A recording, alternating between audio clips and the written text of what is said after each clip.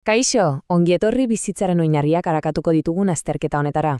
Egia esan gaur landuko dugun gaia zoragarria da. Bizitza bera definitzen duen oinarrizko printzipio handienetako bat argituko dugu, teoria zelularra. Normalean eskolan arautzerrenda lehor eta aspergarri hitza erakasten digute, ezta, baina benetan detektibe historiko izugarri bat da.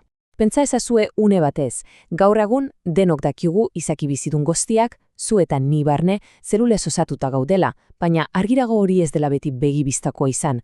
Nola demontre iritsi ginen ondorio horretara? Batira, galdera horri erantzuteko teoria zelularraren bidaia historiko hau egingo dugu elkarrekin. Gure historia lau atal edo garai nagusitan banatuko dugu. Lehenik, aurkikuntza bera. Ondoren, zientzialarien arteko bateratzea. Gero, jatorriaren misterioa, eta azkenik, modernitatea. Jas gaitezen beraz, lehen atalarekin, aurkikuntza, eta giza begiarentzat guztiz ikusezina zen mundu hura. Murgil gaitezen zuzenean amazizginaga mendean. Imaginatu garai hartako gizartea. Zerulak existitzen direla ere ez dakite, gure begiek ezin dutelako hain txikia den ezer prozesatu. Ikusten duzuna da dagoen bakarra, ezta? Baina orduan, 9 urte solik banatutako bi aurrapen itzel gertatu ziren. 1600 gebisomeda Robert Hooke izeneko zientzialeri inglesa dugu, eta berehala 1600 geusomedalama ba Anton van Leeuwenhoek Holandara.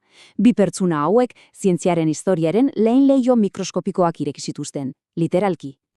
Baina badakizu ez zer den benetan deigarria bien arteko historia honetan? Kontrastea. Alde batetik, Robert Hookek asmatu zuen zelula terminoa. Nola? Bada, kortxo zati bat hartu eta guztiz hilak zeuden horma batzuk astertuz. Erle baten abaraskaren galaxia gogorarazi zizkioten. Galaxia, zelula. Baina haren mikroskopioa nahiko kaskarra zen, barrualdea ikusteko izenezkoa. 9 urte geroago berriz, Leeuwenhoek agertu zen. Tira, gizon honek askoz lente indartsuagoak sortu zituen bere kabuz eta benetako mikroorganismo bizi eta mugikorrak aurkitu zituen. Izugarria ezta? Animalkulu deitu zien organismo zelula bakarra eiei, ala nola bakterioei eta protozoei. Pentsa, bizitza oso bat deskubritu zuen urtanta batean.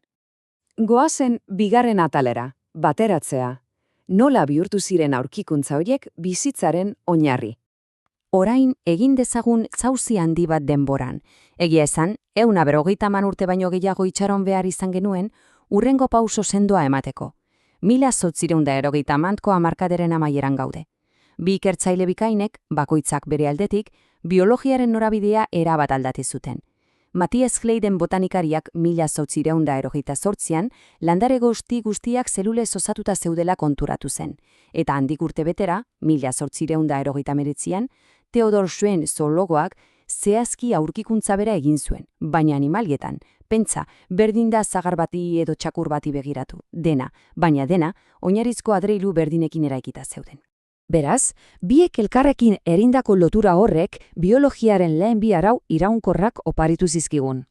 Bat, izaki bizidun guztiak zelulez osatuta daudela. Eta bi, zelula hori bera dela bizitzaren oinarrizko unitatea. Hori joko aldaketa ikaragarria izan zen. Bat-batean, unibertsu naturala ez zen milioika gauza arraro eta desberdinez osatutako kaos bat, funtsesko unitate unibertsal batek eraikitako sistema eraginkor bat baizik. Pasatuko gara orain 3. atalera, jatorria. Edo nola pasatzen garen zelula batetik bestera. Dena oso ondo zegoen, baina misterio izugarri handi bat argitzeke zegoen oraindik. Zientzialariek batzekiten bizitzaren oinarrizko unitateak hor zeudela, baina nondik demontre ateratzen ziren hasiera batean. Bada, 1930an, Rudolf Virchowek puzzle azken pieza jarri zuen manjaiaren gainean. Latin naturalez botatako esaldi honekin. Omnis zelula et zelula. Funtsean, zelula bakoitza beti beste zelula batetik datorrela esan nahi du. Aizu, honek behingoz frogatu zuen, zelulak ez direla magiaz ego sorkuntza espontaneo agertzen ezeretik. Beti aurretik existitzen den beste zelula baten zatiketatik sortzen dira. Eta horrela, iritsiko gara 4. eta azken atalera, modernitatea, non DNA eta organiluak jokoan sartzen diren. Egia esan, uste dut sendeak ginnago baluratu beharko lukeela naturaz gotzatzea asteburuetan. Ba, hiriko estresetik ihes egiteko modu bikaina delako nere ustez. XX mendera sartzen garen einean, teknologiaren jautziak izugarriak izan ziren. Baina agian galdetuko diozue zeuen buruari. Zergatik da hau hain garrantzitsua gaur egungo medikuntzarako? Bada, adibide ezin hobea dugu Otto Warburg. Berak metabolismo zelularra eta arnasketa ikertu zituen, eta konturatu zen minbizi zelulek erabat metabolismo desberdinatzutela zelula normalekin alderatuta. Zein aurkikuntza ederra.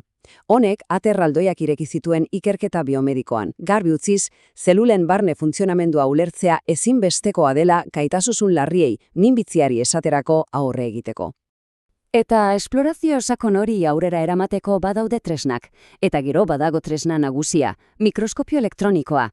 Hauetame eta mendeko asmakizun honek arau guztiak irauli zituen, zentzu honenan.